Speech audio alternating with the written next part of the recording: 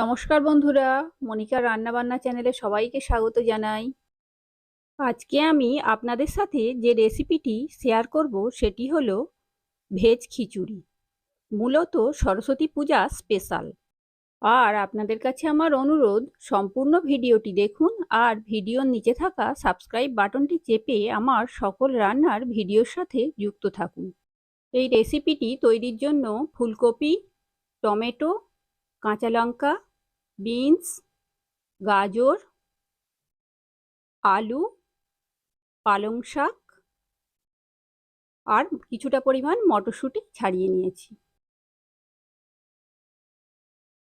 আর 100 গ্রাম মুগের ডাল, 100 গ্রাম মুসুর ডাল, 50 গ্রাম ছোলার ডাল আর 250 গ্রাম গোবিন্দভোগ চাল।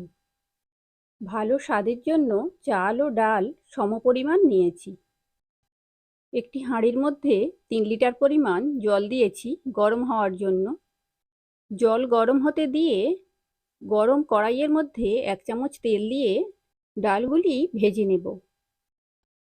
আর আমার এই ভিডিওটি যদি আপনাদের ভালো লেগে থাকে, লাইক, শেয়ার ও কমেন্টস করতে ভুলবেন না।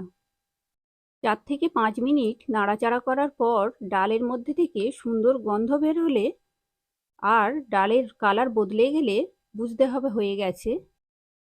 এবার ভেজে নেওয়া ডালগুলি গরম জলের মধ্যে দিয়ে দিলাম। গরম কড়াইয়ের মধ্যে 1 চামচ পরিমাণ ঘি দিলাম। ধুয়ে জল ঝারিয়ে রাখা গোবিন্দভোগ চাল এর মধ্যে দিয়ে দিচ্ছি। আর আমার সকল রান্নার ডিটেলস ভিডিওর ডেসক্রিপশন বক্সে দেওয়া থাকে, অনুগ্রহ করে দেখে নেবেন। নাড়াচাড়া করে 4 থেকে 5 মিনিট ধরে গ্যাস লো ফ্লেমে রেখে চালগুলি ভেজে নিয়ে গরম জলের মধ্যে দিয়ে দিলাম চালগুলি। চাল ও ডাল সিদ্ধ হতে দিয়ে গরম কড়াইয়ের মধ্যে 1 চামচ পরিমাণ তেল দিয়ে আলুগুলি ভেজে নেব। ভাজতে দেওয়া আলুগুলির মধ্যে 1 চামচ পরিমাণ লবণ দিয়ে দিলাম। ভেজে নেওয়া আলুগুলি ফুটন্ত চাল ডালের মধ্যে দিয়ে দিলাম যাতে ভালো করে সিদ্ধ হয়। কড়াইয়ের গরম তেলের মধ্যে ফুলকপিগুলি দিলাম ভেজে নেওয়ার জন্য। ফুলকপির মধ্যে 1 চামচ লবণ দিলাম। লবণ দিয়ে নাড়াচাড়া করে ফুলকপিগুলি একটু লাল লাল করে ভেজে নেব। ভাজা ফুলকপিগুলি একটি পাত্রে তুলে নিলাম। এবার কড়াইয়ের গরম তেলের মধ্যে কেটে রাখা বিনসগুলি দিলাম ভেজে নেওয়ার জন্য। কেটে রাখা গাজরগুলিও দিলাম। একসাথে বিনস ও গাজর ভেজে নেব। 1 চামচ পরিমাণ লবণ দিলাম। লবণ দিয়ে নাড়াচাড়া করে হালকা ভেজে নিয়ে একটি পাত্রে তুলে রাখছি। ওই একইভাবে কেটে নেওয়া পালং শাকগুলি ভেজে নেব।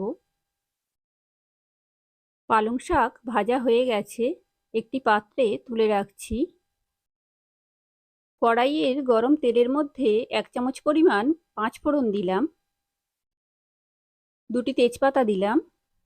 একটি শুকনো লঙ্কা দিলাম। দিয়ে নাড়াচাড়া করে সুন্দর ফ্লেভার বের হলে এর মধ্যে কেটে রাখা টমেটোগুলি দিয়ে দিলাম। 1 চামচ লবণ দিয়ে টমেটোগুলি ভালো করে ভেজে নেব। ভেজে নেওয়া টমেটোর মধ্যে 1 চামচ হলুদের গুঁড়ো দিলাম। 1/2 চামচ লঙ্কার গুঁড়ো দিলাম। একটু কষিয়ে নিয়ে 1 চামচ চিনি দিলাম। মশলাগুলি ভালো করে কষিয়ে নিয়ে এর মধ্যে ছাড়িয়ে রাখা মটরশুঁটিগুলি দিয়ে দিলাম। মটরশুঁটি দিয়ে একটু নাড়াচাড়া করে ভেজে নিয়ে গ্রেট করে নেওয়া 1 চামচ আদা দিয়ে দিলাম। একটি কাঁচা লঙ্কা দিয়ে দিলাম। ভেজে নেওয়া মশলার মধ্যে কিছুটা পরিমাণ কাজু দিয়ে দিলাম। কিছুটা কিশমিশ দিয়ে দিলাম। গুঁড়ো করে রাখা এলাচ ও দারচিনি দিয়ে দিলাম 1/2 চামচ। অল্প একটু কষিয়ে নিয়ে আলাদা করে রেখে দিলাম। এদিকে চাল ও ডাল অর্ধেক সিদ্ধ হয়ে গেছে, এর মধ্যে ভেজে রাখা ফুলকপিগুলি দিয়ে দিলাম। ফুলকপিগুলি দিয়ে ভেজে রাখা বিনস ও গাজর দিয়ে দিলাম। 10 থেকে 15 মিনিট সিদ্ধ করে নিয়ে এর মধ্যে 1 চামচ লবণ দিয়ে দিলাম, ভেজে রাখা পালং শাক দিয়ে দিলাম। আর আপনাদের কাছে আমার ছোট্ট অনুরোধ, মনিকার রান্নাবান্না চ্যানেলে নতুন হলে প্লিজ আমার এই ছোট্ট চ্যানেলটিকে সাবস্ক্রাইব করতে ভুলবেন না। সবজি, চাল, ডাল সব সিদ্ধ হয়ে গেছে। এবার কষিয়ে নেওয়া মশলা এর মধ্যে দিয়ে দিলাম। 5 থেকে 7 মিনিট ফুটিয়ে নিয়ে এর মধ্যে 1 চামচ ঘি দিয়ে দিলাম। নিরামিষ খিচুড়ির মধ্যে ঘিয়ের ব্যবহার করলে এর টেস্ট অনেক সুন্দর হয়।